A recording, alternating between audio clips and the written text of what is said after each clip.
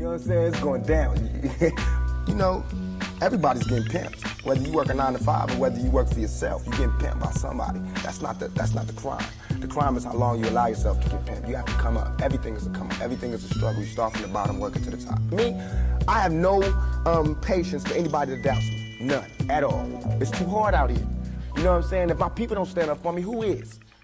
Today's LA history lesson is about Tupac Shakur. Tupac Shakur was born in Harlem and Manhattan in New York City. He lived in Baltimore, Maryland as a child, and he lived in the San Francisco Bay Area. But I think no performer, no hip-hop superstar, no entertainer, poet is more synonymous with Los Angeles and Los Angeles entertainment music history than Tupac Shakur. Because of the song California Love, primarily. Let it be recognized from Long Beach to Rosecrans. I don't care if you're in Iowa or Indonesia. When you hear the song California Love, you are instantly a Californian and you are transported to the greatest beach party, hip-hop party ever. By the beat, the lyrics, everything. California Love.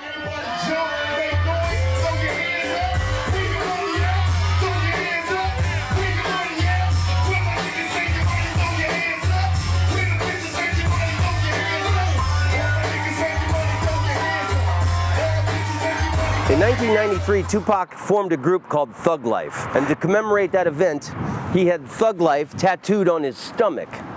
According to Tupac, he said in an interview, Thug Life stands for the hate you give little infants fucks everybody. H-U-G-L-I-F-E. The hate you gave little infants, U-C-K, everybody. Meaning, what you feed us as seeds grows and blows up in your face. Tupac's parents were both Black Panthers, and they named him after Tupac Amaru II, who was the last Inca king who was drawn and quartered by the Spanish in Peru. Tupac Shakur is one of the highest grossing dead celebrities of all time. In fact, he's put out more albums since he's been dead than while he was alive. In 1995, while he was still alive, Tupac put out an album called Me Against the World, and it went straight up to #1 on the Billboard charts. At the time, Tupac was in prison, and this made him the first person ever to put out a #1 album while in prison. Tupac Shakur is an internationally beloved icon like Bob Marley or Muhammad Ali, and there are murals of him all over the world. There are even statues of Tupac in Atlanta and Germany. This mural was put up in my neighborhood during the pandemic. For every dark night, there's a brighter day. What a nice, hopeful message during these dark and turbulent times. Keep your head up. So they told me to watch my language. Fuck that. I mean, it was cool because I got a chance to speak to young black males all over the country about this new idea called Thug Life, which is a new kind of black power. And when I say thug life, I mean that shit. Because these white folks see us as thugs. I don't care what y'all think. I don't care if you think you a lawyer, if you a man, if you an African American, if you whatever the fuck you think you are. We thugs and niggas to these motherfuckers. You know? And until we own some shit, I'ma call it like it is. How you gonna be a man and we starving? You know? And you can walk by 5 different houses, ain't a man in either one of them motherfuckers. How we gonna be a man? How we gonna be African Americans and we out here dying? We thugs and we niggas until we set this shit right. Trust me when I tell you that shit. Mr. Shakur, with all due respect, you've been charged with shooting 2 off-duty police officers. There's a sexual assault charge against you, sir. Do you worry about the message this might send out to the people who buy your music? No, my people that buy my music should understand that we have a wonderful judicial system in this country and it works. And I have to go through the system just like everybody else. I've only been charged. I've not been convicted of any crime, so I think my supporters and people to know. In 1995, Tupac Shakur spent 8 months in prison for sexual assault. A lot of people, when they're in prison, they discover religion. Not our hero, Tupac. He dove into and studied the writings of Niccolo Machiavelli, specifically this book, The Prince. Niccolo Machiavelli was a diplomat, a philosopher, and a historian. during the Renaissance period in Italy. And he was the advisor to a king. And these writings in this book were all letters that he wrote to this king about how to be a leader. And it's pretty ruthless, cold-blooded advice. Tupac, when he got out of prison, he released an album called Machiavelli. And he started referring to himself as Machiavelli to kind of promote this new way of thinking that he had when he got out of prison. He became the prince. Uh-oh, wait a minute, the star line is ringing. Who's that out there? Hey, yo, this Tupac driving on the 101 in L.A., California. Something beaming down on me, trying to give my little love to my homeboys, see what y'all doing out there, man. Hey, Pac. What's up? What project you working on, man? What you got up your sleeve? Oh, man, Machiavelli. You know, my alias when I went to Outlaws was Machiavelli. No doubt. I got a whole album coming out. I guarantee you're gonna love it. It's like my first album. It's like my first album. It goes so deep. I go so deep. This is my own personal copy of this book. I read it about 25 years ago, and I highlight all of the books that I read. So let me delight you with some of the highlights I made when I originally read this book many years ago. The man who comes to a position of power through the help of the nobles maintains his position with greater difficulty than one who attains it with the help of the people. Furthermore, it is not possible for a prince to satisfy the desires of the nobles honestly and without injury to others. But this is possible with the people. Whenever anyone does something out of the ordinary, whether for good or evil, he should be rewarded or punished in a manner which will cause a great deal of comment. Keep the people talking. It's right there, the playbook for how to be a badass, ruthless leader. Keep the people talking, whether you're doing good things or evil things. That's why they in hell now. They can't sleep. That's why they telling all of the reporters and all the people, why they doing this, they fucking up hip-hop, because they in hell. They can't make money, they can't go anywhere, they can't look at themselves, because they know the prodigal son has returned. I'm alive. The ghost is walking around. You know what I mean? And I'm alive talking.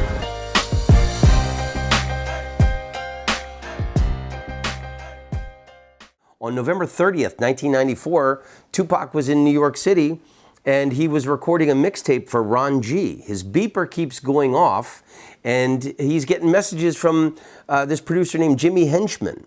And he was offering him $7,000 to come to a recording studio near Times Square just to lay down a couple of verses. Tupac didn't feel right about it, but he goes anyway with a couple of his friends. His crew, if you will. They come into the lobby of the studio and there's 3 or 4 men there waiting for him and they rob him at gunpoint. And Tupac resists and they shoot him. Several months later, Sean Puffy Combs and Notorious B.I.G. put out a song called Who Shot Ya? And even though they made no reference to Tupac or the shooting, Tupac felt that they were mocking him and his shooting. And then shortly thereafter, he put out the song Hit 'Em Up. And then it was a full-blown war after that. I ain't got no motherfucker. So I fucked your bitch, you fat motherfucker. West side, bad boy killers. You know who the realest is, niggas. We bring it to. First off, fuck your bitch in the clique you claim. West side, when we ride, come equipped with game. You claim to be a player, but I fucked your wife. What about the whole East Coast, West Coast rap war? The media overhyped. Jesus Christ, that was as big as the Gulf War at the time, you know? I never understood it. I mean, especially seeing these two heroes. You know what I mean? We don't hear this in other cultures. You don't hear about fucking, you know, Jerry Seinfeld wanting to whoop Tom Hanks' ass. Yeah. You know what I mean? Like, fucking Waylon Jennings. Your like, movies ain't shit. Waylon Jennings is like, when I see that motherfucker, Willie Nelson, I'm gonna kick his ass, you know. It was never a beef. It's only a difference in opinion. That's like me being mad at my little brother because he getting cash now. I'm not mad at that. I'm just mad at my little brother when he don't respect me. And when you don't respect me, I'm gonna spank your ass. I don't give a fuck how rich you got on the block. I'm your big brother. I will break your big ass down. Everybody that thinks that I disrespected or I love my East Coast fans. I'm from there. Study why I would be mad. Study why I would be mad when half of the major New York rappers or they managers or they agents or they somebody was there when I got shot. and nobody couldn't give me no information. Just study that. That's all I ask for. If you're gonna act like you a gangster or a G or the king of New York, I'm expect that. And when you don't come through, then I'm gonna crush your empire. And that's what it's time for. As someone from Los Angeles, because to me, even though Tupac wasn't from Los Angeles, he kind of is one of the most iconic people associated with Los Angeles. Yeah. You know, like the song California Love. It seems like he's the embodiment of Los Angeles, even though he's not from here. Yeah, when you hear California Love, you know, you immediately think this is the greatest city in the world. The BET Awards, I saw when it was at its highest, Tupac and Biggie fucking pass each other. When they booed Snoop and he's... No, that's the Source Awards in New York. Yeah, y'all ain't got no love for Snoop Dogg and Dr. Dre? The East Coast don't love Dr. Dre and Snoop Dogg. The East Coast ain't got no love for Dr. Dre and Snoop Dogg and Death Row. They saw each other. Aha. And I was like, it was warm. You could feel it was chilly. I peed on myself. Really? Yeah. Well, you had a personal connection to the death of Biggie Smalls, and I want to take a drive with you now, and let's get up close and real with your connection to this important piece of history. Notorious B.I.G. was murdered right here on this intersection. Now, I always say that the thing I like about the West Coast is there's not any battlefields. But when I think more about it, there's battlefields everywhere here. And you, Chris, have a personal connection with the murder of Notorious B.I.G. You were at the event the night that it took place. Yeah, so it was a party for Vibe magazine, which I thought it actually was a party for me, because I was now the brand new host of a late night talk show, kind of taking the spot of where Arsenio, that void Arsenio left, and it was going to be Chris Spencer and Vibe TV. So I came here in some fly-ass gear, thinking that this party was for me. This is my night. This is my fucking night. I could do it to anybody in this room I want to. And lo and behold, it was not the truth. It was a party for Vibe magazine. So in there was big-ass posters of Biggie and Foxy Brown and Mary J. Blige and Puffy, and not one poster of me. But that's okay. I'm still having a good time. And the party started to get a little eerie. What do you mean by that? Was there an unsavory element at this party? What do you mean by eerie? You could tell, like, you have a black sixth sense. And all of a sudden I started to feel like, you know what? It's time to go. Notorious B.I.G. left the Peterson Automotive Museum with his crew. They came out of the exit over there. At this red light going north on Fairfax, their car was in that second lane right over there. And then the shooter's car pulled up on this right lane here, and they shot him as he sat in the passenger seat. So this is where you were when you heard the gunshots. Right over here, we were just laughing and talking about how we enjoyed the party. And all of a sudden we heard pop, pop, pop, pop, pop. And we're like, what the fuck was that? The street is right there, so truck, backfired, car, whatever. And then we heard, what the fuck happened? Somebody got shot. I told you it was time to leave. We tried to go back out that way. They told us we couldn't because whatever had happened there. And by the time we got there were people saying Biggie Smalls got shot. And we're like, oh shit.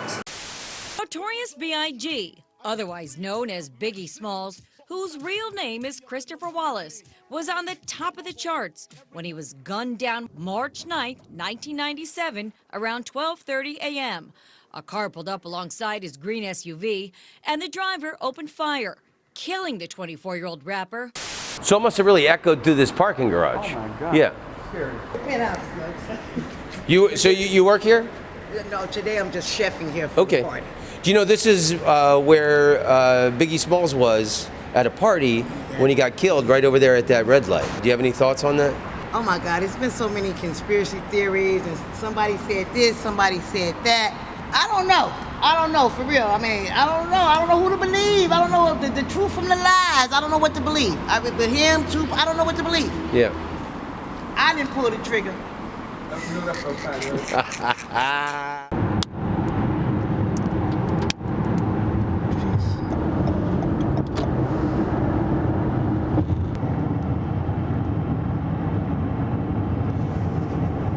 On September 6th, 1996, Tupac Shakur came to the MGM Grand Casino to attend the Mike Tyson versus Bruce Seldon fight. He came to the fight with Suge Knight and an entourage of men. On the way into the MGM, a member of Tupac's entourage saw a man who 4 months earlier had tried to rob him of his necklace. He and Tupac and Suge Knight physically assaulted the man. Basically, they beat his ass in the lobby of the MGM. There's footage of it on the closed circuit TV cameras inside the MGM. They attended the fight, and many people believe that later the man who shot Tupac Shakur and killed him was the man that they had physically assaulted that night, which means that the saddest part of Tupac Shakur's death is that he may have been killed ultimately for a necklace.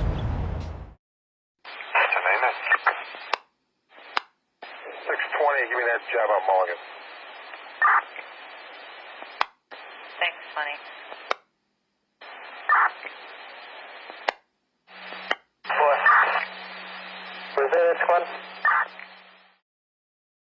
After the fight, Tupac was driving in his brand new BMW with Suge Knight. They were headed to a nightclub owned by Suge Knight. They were in the middle lane here at the corner of Koval and Flamingo Boulevard. Two girls in a car pulled up next to Tupac on the left lane beside them, and Tupac invited them to go to the nightclub and meet him there.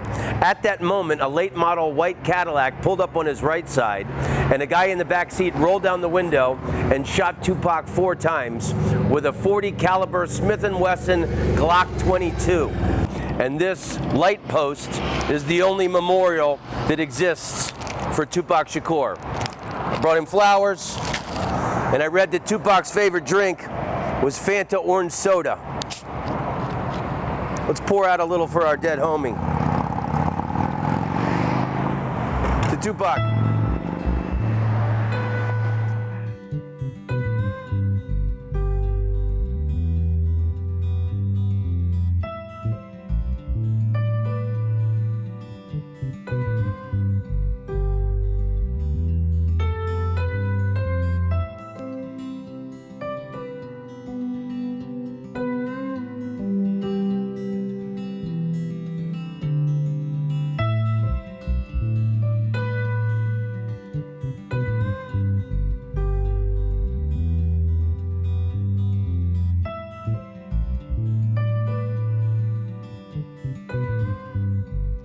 Behind me is the emergency room of University Medical Center of Southern Nevada. This is the emergency room where Tupac was brought right after he was shot. It's 3 miles from Flamingo and Koval, where he was shot, to this hospital. And 3 miles is a long distance to travel when you've got 4 open bullet wounds bleeding profusely.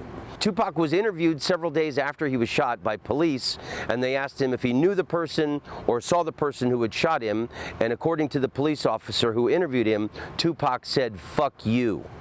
And according to this police officer, Tupac's last words were, "Fuck you." So he lived by the sword and he died by the sword.